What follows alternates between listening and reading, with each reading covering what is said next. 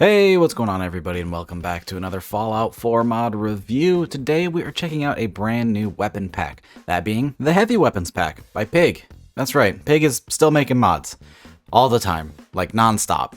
Now this mod is going to add essentially 9 new weapons into the game, 5 really new weapons, and additionally 4 uniques on top of that, totaling for a whole bunch of fun that you can have with all of these new, heavier weapons. Now, these aren't all truly heavy weapons, things like miniguns or missile launchers, but rather things that are heavier in terms of weight, but also a few things that are just really high caliber. For example, a 50 caliber pistol, and it's 50 BMG, not 50 AE, so keep that in mind, and the name suits itself. In this pack, you will be getting the Wristbreaker, which is that 50 caliber pistol, the Scrap Autocannon, which is going to be a handmade machine gun that can also function like a minigun. You get the Makeshift Combat MG, the Pneumatic Grenade Launcher, and my favorite in the pack, the Wasteland Flamethrower. This one looks super cool and functions very well. All of these new weapons will be added to the leveled list and can be found after level 16, except for the Scrap Autocannon. That one will start spawning at level 20, as it is a bit more powerful. Now, most of these are going to be using vanilla assets, with a couple of assets from other mods here and there, and they mostly work pretty well. There are a couple of issues here and there, and we'll talk about those later on, but usually it's just animations and things lining up properly, and depending on who you are, that may not be the worst issue. Now, with that in mind, these are all going to use vanilla animations as well, unless you have any custom animation replacers, in which case they will be applied automatically. Now, there is a lot of content in this pack, since again, there are 5 to technically 9 weapons, all with unique attachments, unique stats, and a lot of different things to show off, so I'm going to try to speed through this as quickly as possible. For starters, let's go ahead and jump in game and check out each of these weapons, check out their stats, and see how they function. For starters, let's check out a fun one, and that's going to be the Pneumatic Grenade Launcher. This is a makeshift grenade launcher thrown together out of a bunch of different weapon parts, and this fires its own custom ammo type, that being the tin can grenades. Pretty interesting.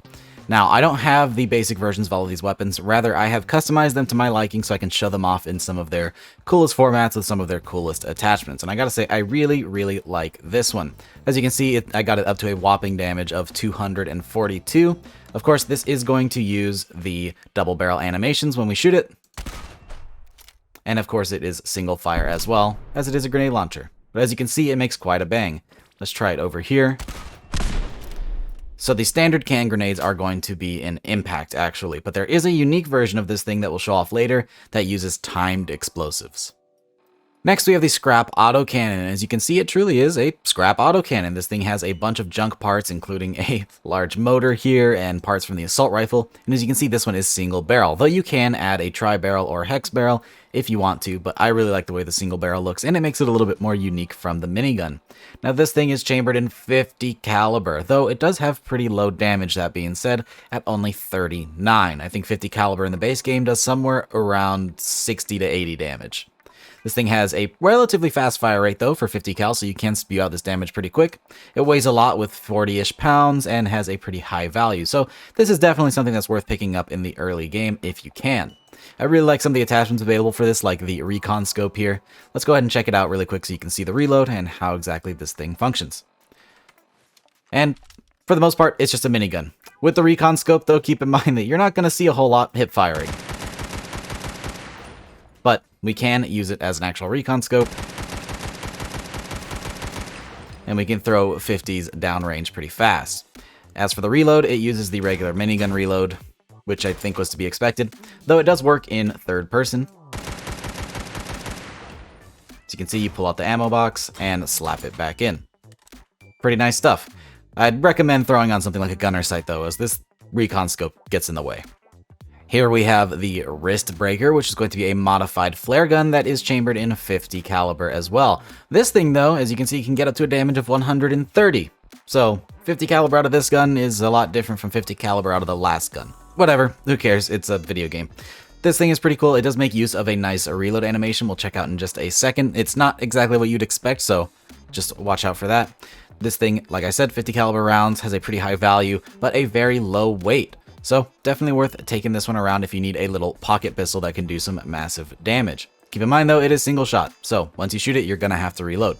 If we pull it out, as you can see, you fire, and then you reload it to the side using 44 animations, which is pretty interesting and pretty unique. And functionally, this makes a pretty nice little pocket sniper. Up next, we have my favorite weapon in this pack, and that is the Wasteland Flamethrower. This is just a handmade flamethrower, and in my opinion is a much cooler alternative to the vanilla flamer. I really like this one. The way that the pipes all line up is super cool. It uses cryolator animations, and I think that works perfectly. There's some pretty cool attachments you can add to this thing, including the ability to change it into a gamma gun, which is nice to have a gamma type of rifle. All this thing's super cool. Getting some pretty minor damage, but you know it is a high rate of fire as it is a flamer, and it'll start tossing out incendiary damage pretty quick. This thing isn't that heavy at only 12 pounds, and honestly just makes for a really nice flamer alternative.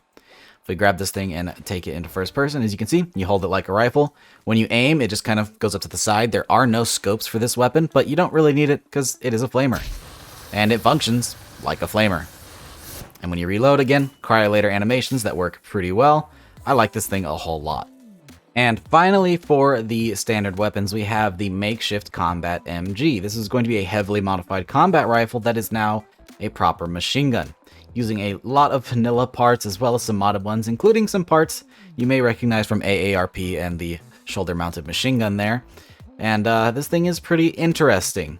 It uses 5mm by default, which is nice to have a 5mm alternative. You can see that the magazine here, made out of a tin can, is not at all where it's supposed to be. This is just an issue with the preview screens here. When you actually put it in first person, it's right where it's supposed to be. So in-game, it's going to look just fine. As far as functionality goes, though, this thing is going to be pretty nice as it uses 5mm but does a higher damage than the minigun, but it's not going to have nearly the same magazine capacity. It has a really high fire rate of almost 250, although it does weigh quite a bit at almost 20 pounds, with a value of a pretty decent 265 caps, keeping in mind though that I do have a couple of modifications on here and there. Let's go ahead and check this thing out in game, and it looks pretty nice. I'd highly recommend using this one in hipfire, as it does have a pretty nice hipfire size. As you can see, it is still pretty accurate, and the reload is pretty decent. When we take this to a weapons workbench, though, there are some different magazines, and the animations do not line up amazingly, but we'll talk about that later. Another thing to keep in mind with this one is aiming down sights can be a bit crazy with the recoil. As you can see, it's a bit hard to stay on target with this one, but throwing on a reflex sight might fix that a good bit. Now, with those out of the way, let's go ahead and blast through the uniques added in this pack, the first of which being the 4th of July, which is a pretty crazy flare launcher.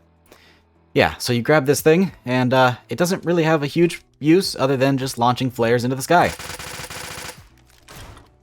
It'll get really bright, and there you can see the flares launching for whatever reason. If you want to have some fun with flares, this is the weapon for you. The next unique is known as Sasha, which is another modified scrap autocannon, and this one says that critical shots do double damage, so it's a nice VATS weapon. And beyond that, it's just another scrap autocannon, not much different.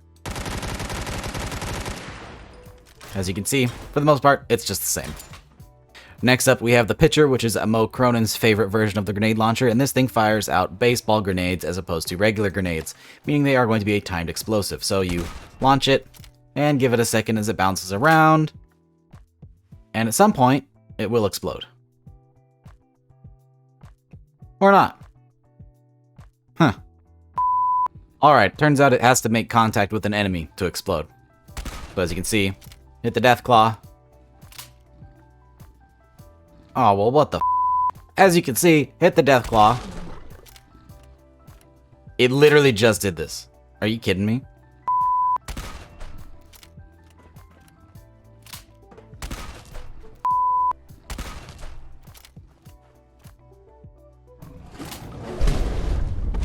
Huh.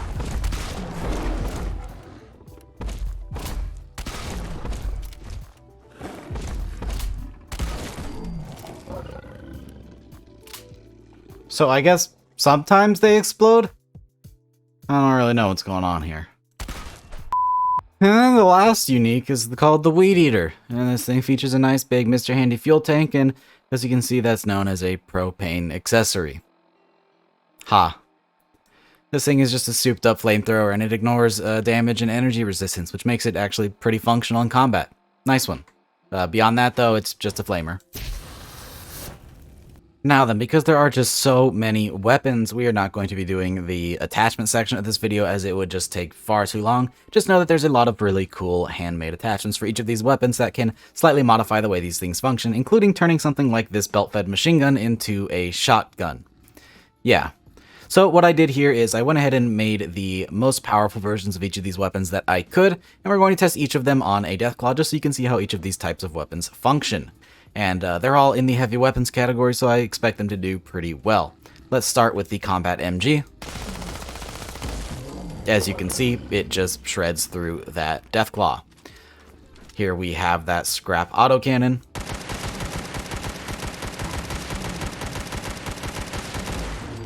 Interestingly enough, doesn't perform nearly as well as the MG did, so not a very good use of your 50 caliber ammunition.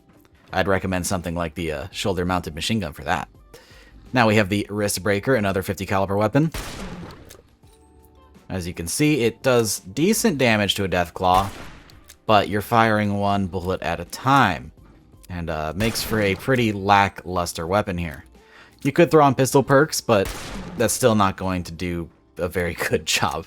Here we are a few shots in, we're only at half health. Let's just move on to the next one, which is going to be the Flamethrower. Do have to be pretty close range for this one to actually work.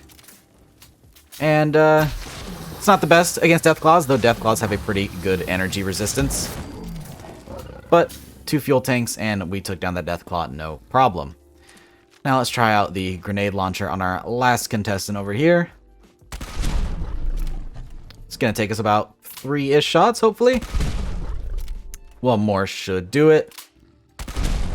And there we go. Not too shabby for a scrap-made weapon.